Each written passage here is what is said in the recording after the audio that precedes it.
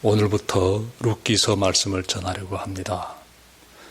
룻기서 말씀을 잘 받아 안으려면 사사시대에 대해서 우리가 좀 알고 있어야 됩니다.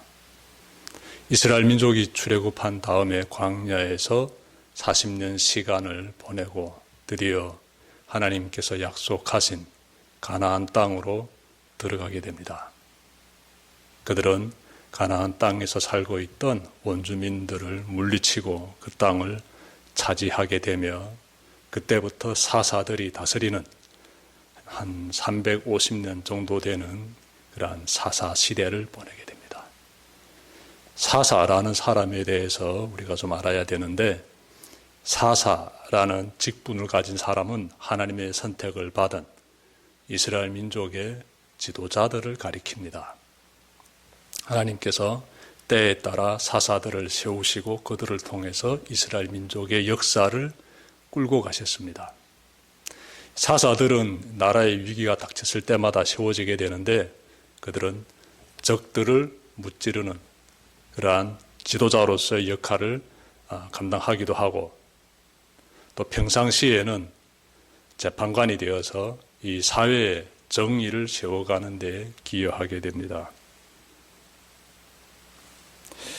사사시대 당시 이 백성들의 삶을 보게 되면 하나님만을 의지하는 그러한 신앙인의 삶을 살아갔던 것이 아니라, 위기 때에는 하나님을 찾다가 위기가 사라지게 되면은 다시 세상의 불신자들처럼 타락되어가는 그런 삶을 반복하면서 살았습니다. 사사시대 상황을 잘 알려주는 말씀이 있는데 제가 찾아 읽겠습니다. 사사기 21장 25절 말씀입니다. 그때에는 이스라엘의 왕이 없었으므로 사람들은 저마다 자기의 뜻에 맞는 대로 하였다. 네. 사람들이 하나님의 뜻을 따라서, 하나님의 말씀을 따라서 그렇게 살아가는 것이 아니라 자신의 생각과 자신의 계획, 자신의 뜻에 따라서 생활에 갔다, 이렇게 말씀하고 있습니다. 자기 생각과 판단에 따라 제멋대로 행동하면서 살았던 사사시대의 사회적 상황을 보면서 우리가 룻기서를 보면은 보다 깊이 이 말씀이 잘 안겨올 수 있습니다. 1절 보십시오. 사사시대에 그 땅에 기근이 든 일이 있었다. 그때 유다 베들레헴 태생의 한 남자가 모압 지방으로 가서 임시로 살려고 아내와 두 아들을 데리고 길을 떠났다. 네, 여러분 1절의 말씀을 보니 사사시대에 기근이 닥쳤습니다. 그의 흉년이 들었던 것입니다. 여러분, 한 해 농사가 망치면 사람들은 앞날을 걱정하게 됩니다. 유다 베들레헴에서 사는 엘리멜렉이라는 사람도 그들 중에 한 사람입니다. 그런데 그는 여느 사람들처럼 걱정만 하지 않았습니다. 그는 자신의 재산을 가지고 가족과 함께 모압이라는 나라로 잠시 이주를 합니다. 아마 누군가를 통해 모압에 가면 양식 걱정을 안 해도 된다는 정보를 들었던 것 같습니다. 여러분, 엘리멜렉이 이와 같은 결정을 내리고 있는데 여러분 어떻게 생각되십니까? 엘리멜렉은 유다의 베들레헴이라는 마을에서 태어나 살아온 사람이에요. 베들레헴이라는 지역의 명칭에는 빵집이라는 의미가 담겨 있습니다. 빵집이라는 지역 명칭만 들어도 베들레헴에는 곡식이 마를 것 같지 않습니다. 그런데 기근의 피해는 이곳이라고 예외가 아니었습니다. 양식이 떨어진다는 것은 곧 생명이 위태롭게 된다는 것을 의미합니다. 이러한 시련이 닥치면 사람들은 살 길을 찾기 마련입니다. 만약 수단과 방법을 가리지 않고 자기 안일만을 찾아 헤맨다면 그런 사람을 가리켜 우리는 기회주의자라고 합니다. 수단과 방법을 가리지 않고 자기 안일만을 찾아서 헤매는 사람, 그 사람을 가리켜 기회주의자라고 합니다. 오늘 우리가 본문에서 만나게 되는 이 엘리멜렉, 이 사람은요, 대표적인 기회주의자입니다. 엘리멜렉이 취하는 행동을 보면 알 수 있습니다. 무엇보다도 그는 이스라엘 사람입니다. 이 말인즉은 그는 하나님의 선택받은 백성이며 하나님께서 약속하신 땅에서 살고 있는 사람이다라는 것입니다. 그렇다면 기근이 닥쳤다고 하여서 그 삶의 터전을 떠나면 안 되지요. 근데 이 사람은 기근이 닥쳤다는 그 사실 앞에서 고향을 떠날 생각부터 한다. 그것이에요. 하나님으로부터 부여받은 이 약속의 땅을 떠나서 보다 안락한 곳으로 이렇게 삶의 처소를 옮길 그런 생각부터 한다는 것입니다. 어떻게 하나 이 땅에서 기근을 이겨낼 생각을 해야 하는데 그는 고향을 떠날 생각부터 하고 있습니다.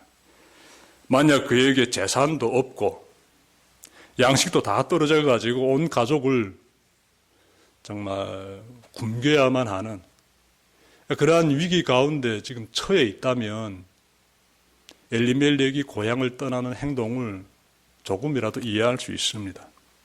그러나 그에게는 지금 적지 않은 재산이 있습니다. 한마디로 그가 고향을 떠나는 것은 기근으로 자신의 재산이 많이 축가는 것을 막기 위함이다라고 보여집니다. 엘리멜렉에게 있어서 소중한 것은 돈이지 하나님의 약속의 땅인 베들레헴을 지켜야 한다는 신앙심이 아닙니다. 뿐만 아니라 엘리멜렉이 찾아간 곳은 모압이라는 하나님을 불신하고 우상을 숭배하는 나라입니다. 모압 왕이었던 발락이라는 사람이 있는데 이 사람은 출애굽 당시 모압의 왕으로서 통치했던 사람입니다. 이 발락은 하나님의 백성인 이스라엘 민족을 저주하고자 했던 사람이에요. 그런 민족이 사는 나라가 바로 모압이다라고 항상 생각해야 됩니다. 그런데 그러한 땅으로 지금 살 길을 찾아 들어가는 겁니다. 이런 민족이 사는 곳에 하나님의 도우심을 받는 이스라엘 백성이 기근이 닥쳤다고 그곳으로 들어가면은 모압 사람들이 어떤 생각을 가지게 될까요? 하나님에 대해서 함부로 말하게 되지요. 제멋대로 판단하게 되고. 엘리멜렉은 매우 잘못된 판단을 하고 있습니다. 자신의 안락한 삶을 위해서라면 무엇이든 행하는 기회주의자 엘리멜렉의 모습이 우리에게서는 나타나고 있지 않습니까? 하나님을 믿는 우리에게는 굳센 의지가 있어야 합니다. 하나님을 믿는 우리의 의지가 약하면 간에 붙었다 쓸개에 붙었다 하는 즉 자기 이해관계를 쫓아 움직이는 기회주의자가 되고 맙니다. 제가 한국에 왔을 때 좀 안타까운 장면을 봤는데요. 몇몇 탈북민들이, 그러니까 탈북민들 중에 일부지요.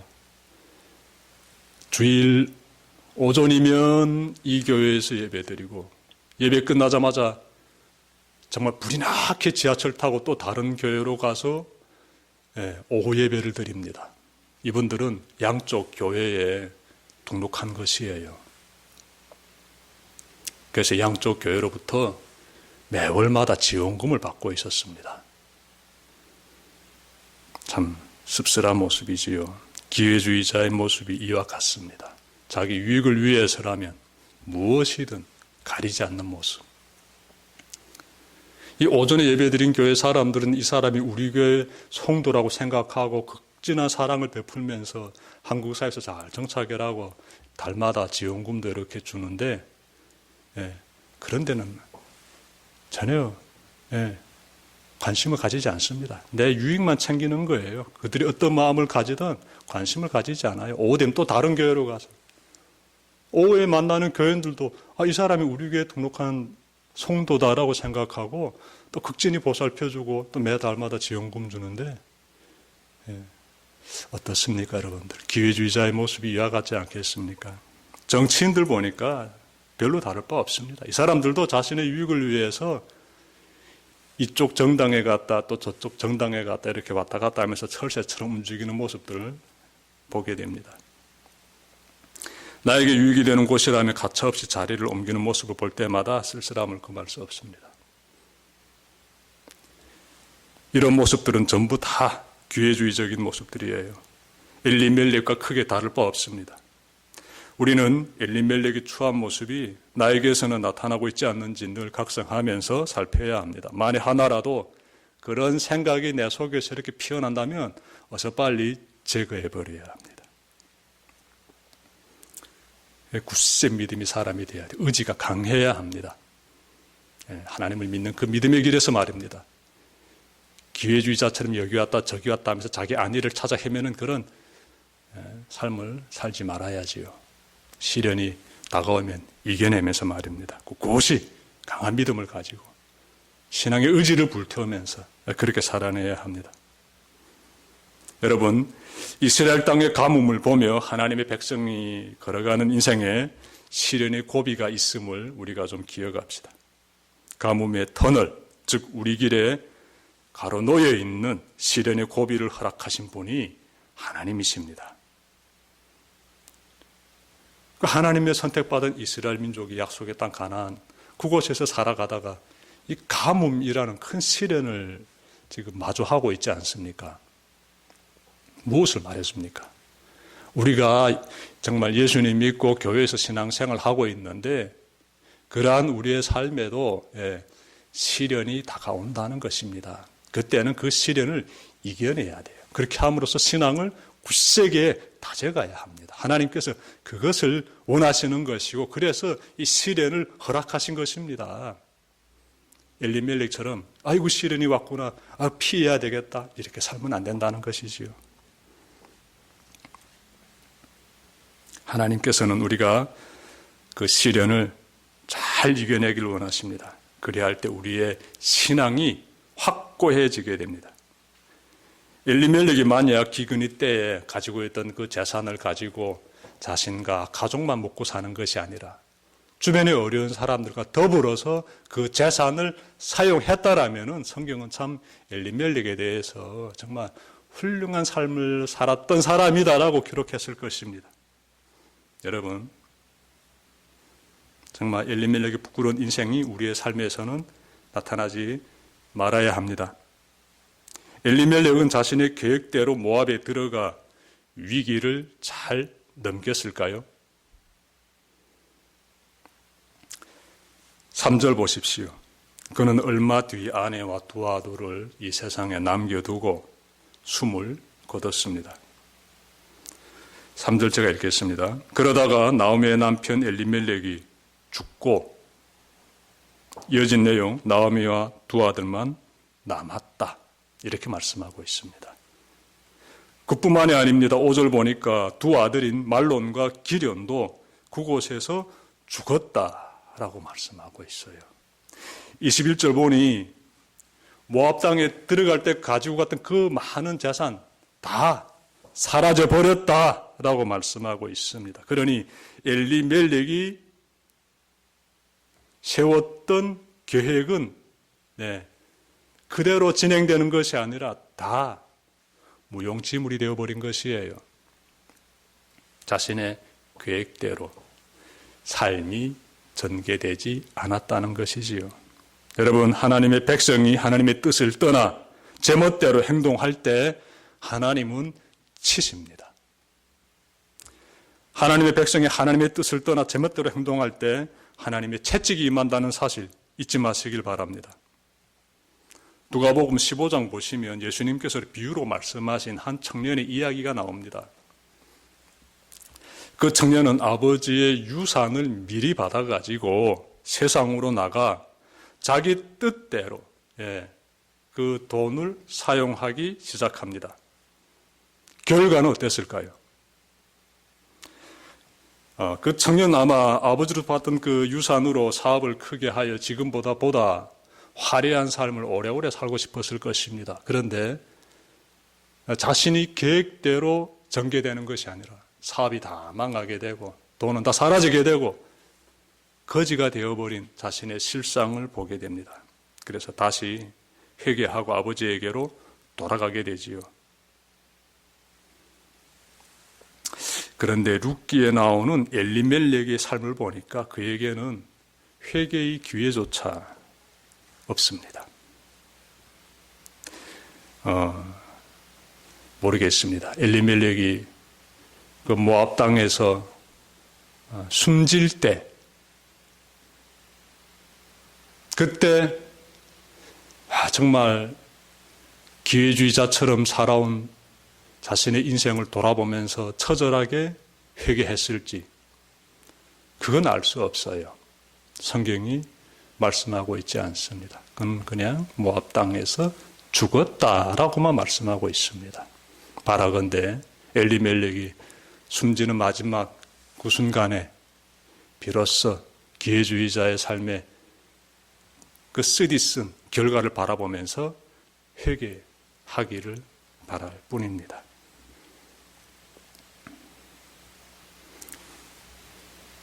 엘리멜렉의 그러한 모습 보니까 자신의 죽음으로만 끝나지 않고 두 아들의 죽음으로 이어졌으며 모든 재산을 다 잃는 그러한 결과로서 이렇게 맺어지게 되는 것, 우리가 이 룻기서를 통해서 발견할 수 있습니다. 여러분, 우리가 하나님의 뜻을 떠나 자기 멋대로 살려고 하면 하나님께서 치신다는 사실 우리 삶에서도 경험하게 되지요.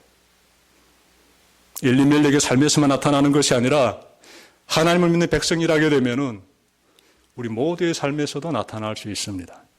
어느 탈북민 목사님의 간증인데 하루는 큰 교통사고를 당해 사경을 헤맸다고 합니다. 하나님 도우심으로 며칠 뒤에 의식이 돌아오고 점차 건강도 되찾게 되었습니다. 한동안 하나님의 말씀에 순종하면서 새로운 삶을 시작했는데 오래 못 갔어요. 얼마 뒤부터 다시 하나님의 뜻보다는 자기 판단을 따라 살기 시작했습니다. 그러다가 또다시 큰 교통사고를 당했어요. 이분은 두 번의 교통사고를 통해 하나님이 나를 주의 종으로 인도하기 위해 치신 것이다 라고 비로소 깨달았다고 간증하는 것을 제가 들었습니다. 우리 모두의 삶에서도 이와 유사한 일들이 나타날 수 있습니다. 하나님의 뜻대로 가야 되는데, 하나님께서 지금 원하시는 방향으로 가야 되는데 내가 다른 쪽으로 내 생각과 계획대로 간다라면은 하나님께서 당신의 백성이 그릇된 길로 가는 것을 막고자 치십니다. 그 방법이 여러 가지로 나타나죠. 질병으로 나타날 수도 있고, 사업의 실패로 나타날 수도 있고, 앞서 간증한 그 목사님처럼 교통사고로 나타날 수도 있고, 다양하게 나타나게 됩니다. 자녀가 바른 길로 가지 않고 제멋대로 행동할 때 부모가 할 수 있는 방법은 두 가지입니다. 두 가지. 하나는 좋은 말로 타이르는 것입니다. 그렇게 하면 안 돼 하고 좋은 말로 이렇게 타이르지요. 그런데 그렇게 했음에도 불구하고 자녀가 말을 듣지 않고 여전히 그릇된 길로 간다라면은 그때에는 부모는 채찍을 들게 됩니다. 매를 들게 돼요. 속담에도 귀한 자식 매로 키우라는 말이 있습니다. 하나님도 우리가 순종하지 않고 제멋대로 가려고 할 때 채찍을 드신다는 사실 잘 명심합시다.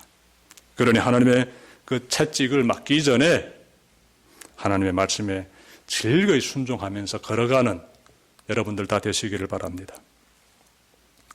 이제 우리의 시선을 엘리멜렉의 부인인 나오미에게로 돌려봅시다. 4절에서 우리는 나오미가 모압 땅에서 지냈던 시간이 10년쯤 되었다라는 것을 알 수 있습니다. 그러니 짧지 않은 시간을 산 것이죠. 긴 시간을 모압 땅에서 살았다는 것입니다. 나오미도 남편처럼 모압 땅으로 들어갈 때까지만 해도 자신이 이 정도로 큰 시련에 파묻힐 줄은 꿈에도 상상하지 못했을 것입니다. 오히려 많은 돈을 가지고 모압으로 들어갔으니 그 돈을 크게 불려서 고향으로 돌아올 것이라는 기대를 했을 것입니다. 그런데 혹독한 시련을 겪어야만 했지요. 그녀는 남편을 잃은 것도 큰 상처가 되는데 거기에다가 온 세상을 주고도 바꿀 수 없는 두 아들까지 잃었습니다. 그러니 그녀의 마음에 깊이 새겨져 있는 그 상처를 우리가 어찌 다 헤아릴 수 있겠습니까? 이제 나오미는 역사의 증인으로 세워지게 됩니다. 그녀는 자신들이 무엇을 잘못했는지를 비로소 깨닫는 시점에 서게 됩니다. 원인과 결과는 서로 밀접한 상관관계에 있습니다. 어떤 결과물이 나왔다는 것은 그 결과물이 나오게 만든 원인이 있습니다. 콩 심은 데서 콩이 나고 팥 심은 데서 팥이 나듯이 원인에 따라 결과가 나타납니다. 나오미는 자신의 가정에서 일어난 비극의 연속을 보면서 주님께서 나를 치셨다라고 고백했습니다. 그녀는 기회주의적인 삶의 결과를 똑똑히 본 것이지요. 오늘 말씀 통해 우리가 한 가지만큼은 마음에 잘 새깁시다. 기회주의자로 살지 맙시다. 다시 말씀드리겠습니다. 기회주의자로 살지 맙시다. 기회주의자. 이렇게 살면 안 된다는 것 마음에 깊이 딱 새기시길 바랍니다. 자, 그러자면 육신의 문제를 신앙의 문제 앞에 놓지 말아야 합니다. 세상에서 잘 살려고 너무 아득바득하지 마시길 바랍니다. 그러다가 하나님보다 세상을 더 신뢰하는 죄를 범할 수 있습니다. 엘리멜렉의 삶에서도 나타났듯이 그가 하나님의 뜻보다는 자기 계획을 우존하며 살자 하나님의 채찍을 맞아야만 했습니다. 내가 겪는 고난이 우연히 생긴 고난이 아니라 하나님의 채찍은 아닌지 살펴보시길 바랍니다. 삶의 어려움이 닥쳤을 때 신앙을 버리고 세상으로 살 길을 찾아 나서는 것이 곧 기회주의자의 삶이요. 하나님의 백성이 그러한 삶으로 빠지게 되면 하나님의 채찍이 임한다는 사실 잘 마음에 새기시길 바랍니다. 그리고 하나님의 채찍이 임할 때 하나님께로 어서 빨리 돌아와야 함을 꼭 명심합시다. 속히 주님의 몸된 이 교회로 나와서 진심으로 회개하고 하나님께 경외하는 예배자의 그러한 모습 여러분들의 삶에서 나타나길 바랍니다. 그 길 위에는 회복의 길이 없습니다. 오늘의 말씀을 마음에 잘 새기고 남은 한 주도 하나님과 동행하면서 행복한 시간을 잘 보내시기를 주님의 이름으로 축원합니다. 기도드립시다.